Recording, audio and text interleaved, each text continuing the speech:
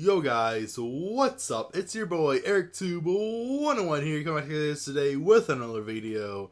In today's video, we're going to be looking at abortion, pro-choice arguments, and then I'll be countering them a little bit. Obviously, I am pro-life. So the first argument that I wanted to counter was men shouldn't decide what women should do with their body. And that argument basically states that since there's mainly men in office, that they shouldn't be passing pro-life legislation. But think about this. It was men who passed Roe v. Wade. So it's perfectly okay for men to decide what women can and can't do with their bodies if it's following their agenda of what women can do with their bodies, which is have an abortion. It's perfectly okay for a man in office to tell a woman that she can have an abortion, but not that she can't. So it's really saying that they don't want politicians to pass pro-life legislation. And this happened in Alabama too, where there was a female governor. Even then, they said that politicians shouldn't be passing pro-life legislation. Which is a fine argument to make, but it's kind of weird that it typically comes in the form of them saying men shouldn't decide what women can do with their bodies. Because when you put it like that, it sounds really bad, but what they're really dumbing it down to is politicians shouldn't pass legislation of which I disagree with. Which is a fine statement to make, but it doesn't really have that much power to it once you simmer down what they're actually trying to say. But it was men who passed Roe v. Wade. And so men gave people the right to an abortion. And so to say that men can't have pro-life beliefs is kind of ridiculous to say that, because if men gave people Roe v. Wade, then men should be able to take away Roe v. Wade. But that's just my opinion on Roe v. Wade. And men shouldn't be able to decide what to do with women's bodies. And it was a woman in Alabama, but moving on. So the rape claim. Now, rape, abortions, and I know this is going to sound like really edgy or offensive, and I hope you can just at least hear me out on this. When a woman gets raped, the baby is not the suspect in the rape, and therefore doesn't deserve to die. That's basically what I believe in rape abortions. And plus, rape abortions are very rare. They make up less than 1% of abortions. According to different studies, some of it puts a little bit above 1%. But overall, in any study you find, it's going to be less than 2%. But here's the thing. You can stop a rape with the Second Amendment. You know, you can... There's so many different things you can do to protect yourself. Carrying a gun is a great option. But at the end of the day, rape sucks. Rape is an awful crime, and I hope any rapist gets the death penalty, which was what I believe in, that rapist should get the death penalty. But I also believe that women should carry guns on them, and it's not the baby's fault that you got raped, and therefore the baby doesn't deserve to die because, unfortunately, a horrible crime happened to you. Now, if you feel like it's going to be a reminder to you every day, you can always set it up for adoption. But that child still deserves the right to life, liberty, and the pursuit of happiness.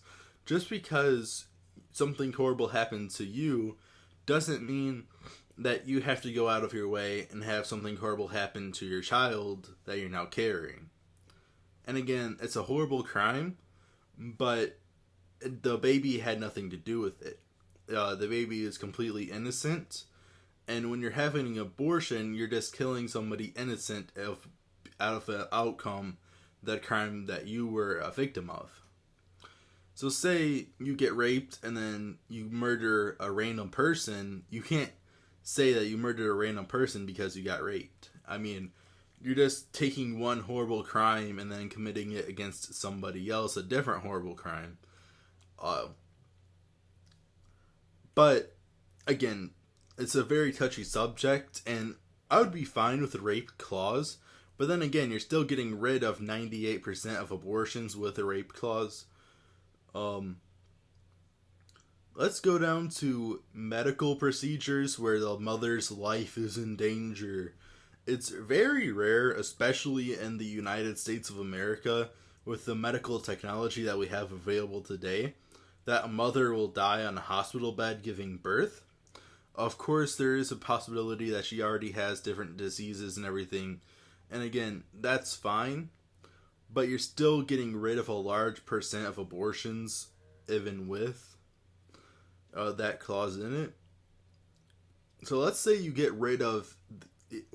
have a clause for rape, incest, and medical procedures.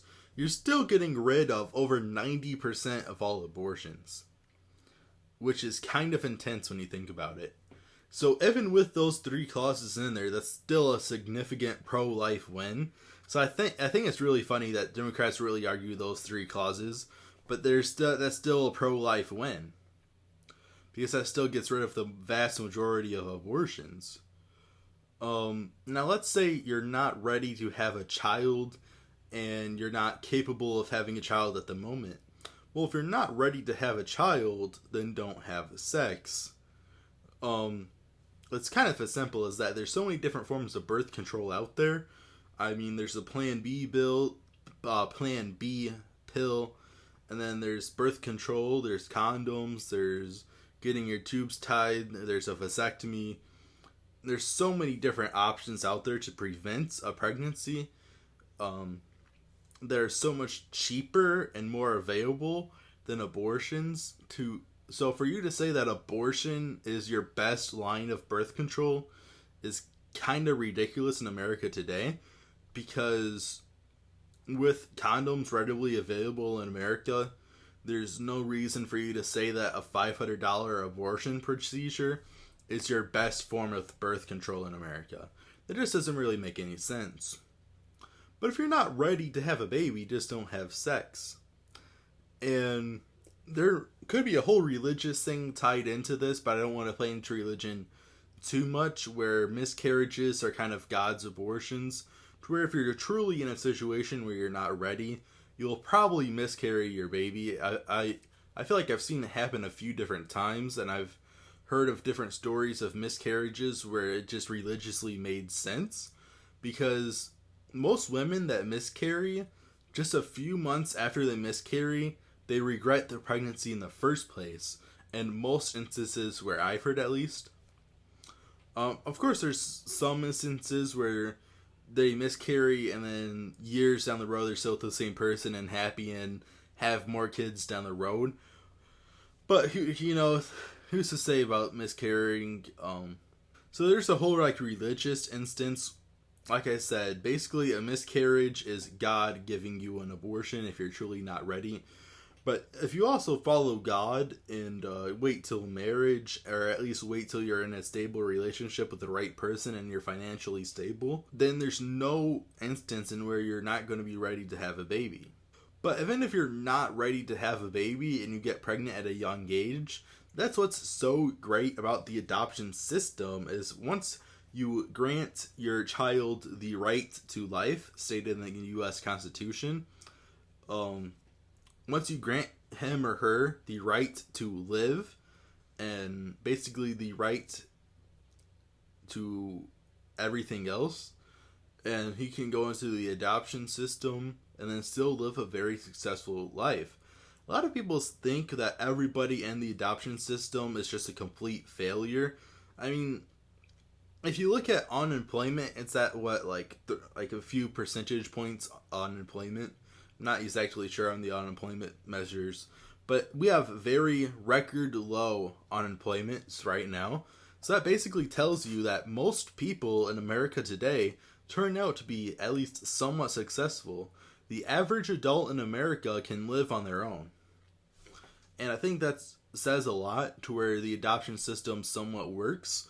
Because if it was truly a failure, then the unemployment rate would be a lot higher, because all adopted kids would be unemployed and homeless and everything.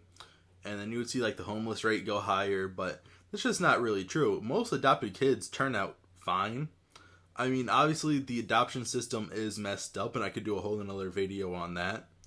there is problems with the adoption system and the whole thing, and it takes too long a lot of times for parents to get control of kids in the system.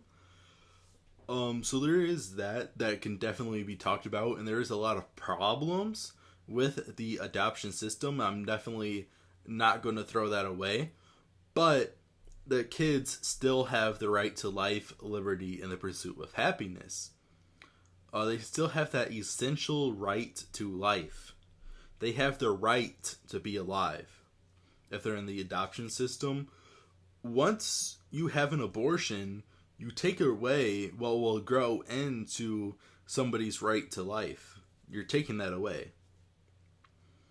And a lot of people say that it's not a life, it's just cells. But when does life start? When you see a heartbeat, or when it comes out of the vagina and then turns into a human type of thing. So a heartbeat or coming out of a vagina, what determines life? What will an EMT look for when he's trying to save you? If you've collapsed somewhere in public and an ambulance is checking you out, is he going to look at, what's he going to look at for a sign of life? He's going to look at your pulse or your heartbeat, right? He's not going to look at who your mother is to determine if you're alive or not, because that doesn't make any sense. So essentially, in basic medicine, whether you have a pulse or whether you have a heartbeat determines if you're alive or not. So it should be that way if you're a fetus. If you have a heartbeat, you are alive. Because that's just common practice medicine. And if you're in adulthood, if you have a pulse and a heartbeat, you are considered alive to every single doctor in the United States. So why are you not considered alive to Planned Parenthood? It's just an interesting question. But yeah, guys, that's about it for today's video. Let me know what you guys want to see down in the comments down below, and please hit that like button and subscribe. I'll see you guys in the next one. Peace!